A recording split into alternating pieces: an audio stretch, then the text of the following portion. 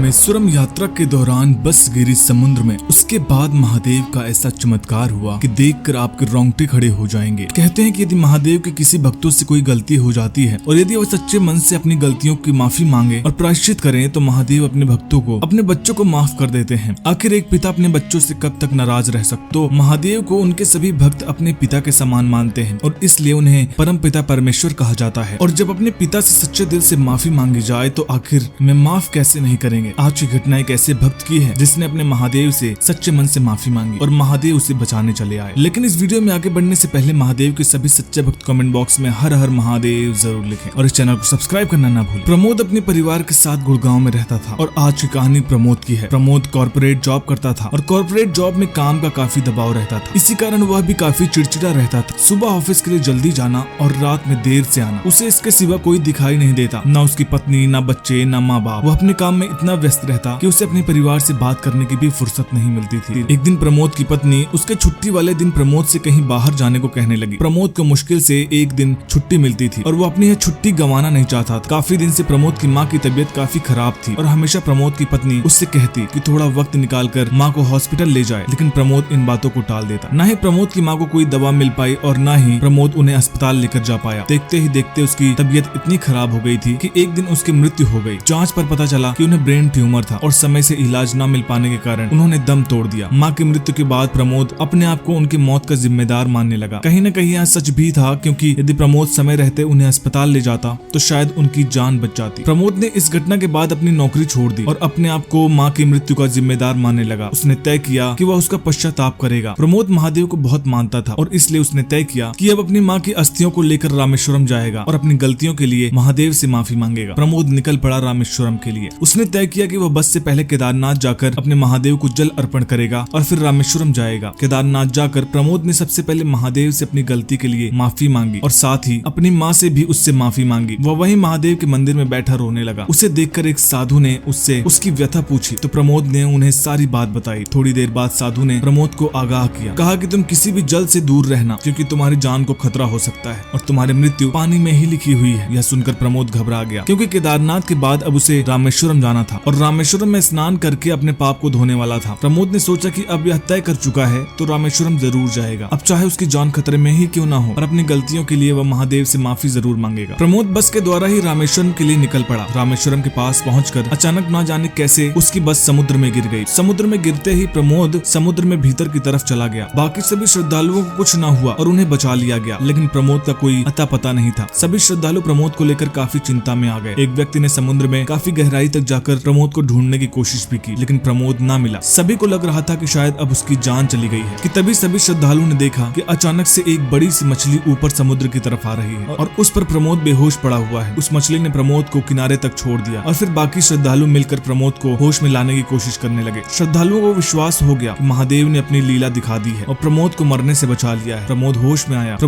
में आया तो सभी ने उससे यह घटना बताई। प्रमोद यह सुनकर बहुत खुश हुआ, क्योंकि महादेव ने उसकी अर्जी सुन ली थी और उसे माफ कर दिया था। तभी तो एक मछली के द्वारा इतनी गहराई में जाने के बाद भी प्रमोद की जान बच गई। प्रमोद रामेश्वरम में स्नान करके अपनी माँ की अस्थियों को रामेश्वरम में अर्पण कर महादेव की पूजा कर वापस अपने घर लौट आया। दोस्तों, ये वीडियो कैसी लगी हमें कमेंट बॉक्स में जरूर बताइएगा। वीडियो पसंद आई तो वीडियो को लाइक करिएगा, शेयर करिएगा और चैनल को सब्सक्राइब करना मत भूलिएगा। हर हर महादेव।